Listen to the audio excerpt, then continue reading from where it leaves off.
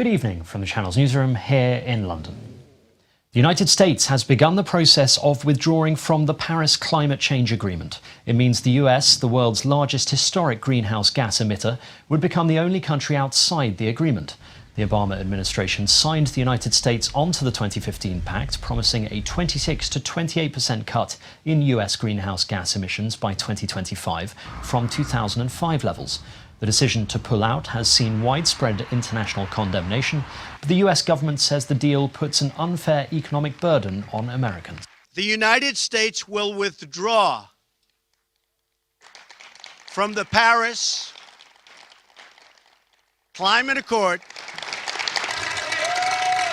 Thank you. On terms that are fair to the United States, its businesses, its workers, its people, its taxpayers. It comes as the recent spate of fires across California has been blamed in part on climate change. A series of wildfires broke out across the Los Angeles area last week, threatening two major landmarks: the Getty Museum, which houses an extensive art collection, and the Reagan Library, where the late president's archives and memorabilia are stored.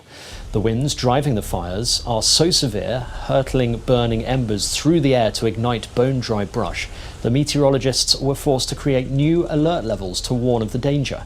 One climate scientist says fossil fuel emissions drives a rise in evaporation rates and dries out the soil, leading to a higher likelihood of fires. Climate change is having a dramatic impact on the frequency of fires that we're seeing in California.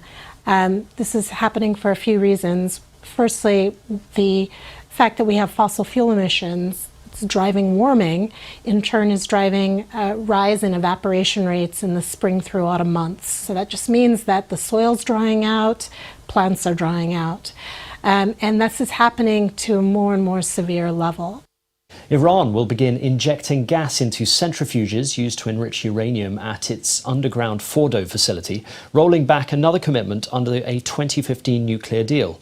President Hassan Rouhani said the step was reversible if world powers involved in the deal upheld their commitments. Enriched uranium can be used to make reactor fuel, but also nuclear weapons.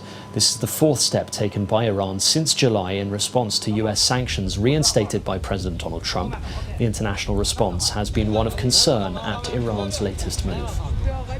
Chinese President Xi Jinping has met Hong Kong's chief executive Carrie Lam in a rare meeting between the two leaders. After hearing Lam's report on the recent situation in Hong Kong, Xi said his counterpart had strived to stabilise the situation and improve the social atmosphere, and maintained the Chinese government still has a high degree of trust in Lam. He noted that ending violence and restoring order remains the most important task for Hong Kong. It comes a few days after a man went on a knife rampage in the city, leaving at least 5 people wounded. The House of Commons' new Speaker, Lindsay Hoyle, has entered Parliament for his first day in the job. Hats off, strangers! Hoyle, who has been Deputy Speaker since 2010, was elected after 4 rounds of secret ballots in a process which took several hours. In the 3 years since Britain voted to leave the European Union, the Speaker has played an increasingly influential role in the process of parliamentarians debating the rights and wrongs of Brexit and passing the laws needed to implement it. A transport supervisor in San Francisco's Bay Area is being hailed a hero after saving a man from a fatal train collision on Sunday. CCTV video shows a platform crowded with football fans before a man falls onto the track and into the path of an oncoming train. The supervisor, called John O'Connor, leapt into action and can be seen pulling the man back onto the safety of the platform moments before the train passes. And finally, drones are the latest technology that scientists are deploying in the fight against malaria. The machines, seen here in Zanzibar in the Indian Ocean, spray mosquito-infested rice fields, which are typical breeding grounds for malarial mosquitoes, with a non-toxic colourless solution. The liquid, which has been tested in laboratories but never before in the field, creates a thin film on the water's surface, killing malarial larvae.